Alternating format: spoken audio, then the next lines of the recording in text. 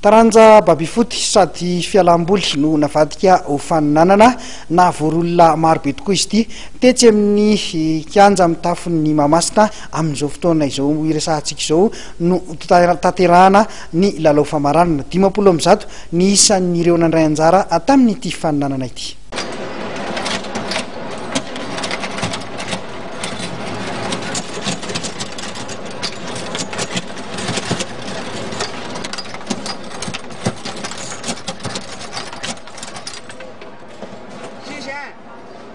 Fialamboly no navadika ho faninanana ny taranja babifoty.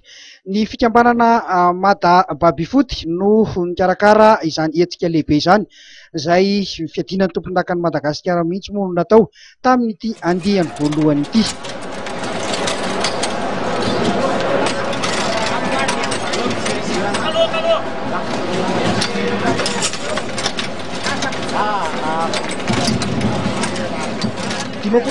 Ireo mpakafy babifoty no nandray anjara tamin'ity andiany voalohany ity, izay nahitana ny mpilalao avy any Ambatilampy, Fianarantsoa, Antsirabe ary ry zareo avy eto Analamanga.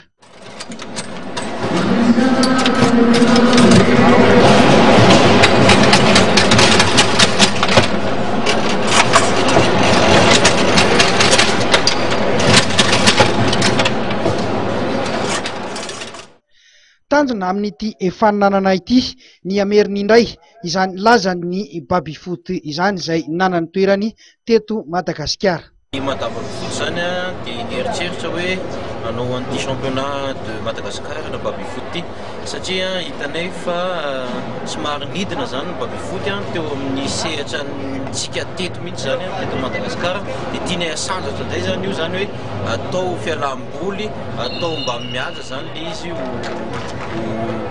tian'ny be sy maro. Ny tanjonay dia izay efa nilazaiko izay hoe nanasandratra amin'ny babi indray mandeha indray. Afa-po ve nareo tamin'ny fandraisana anjaran'ireo mpity babifoty tamin'ity andiany voalohany ity?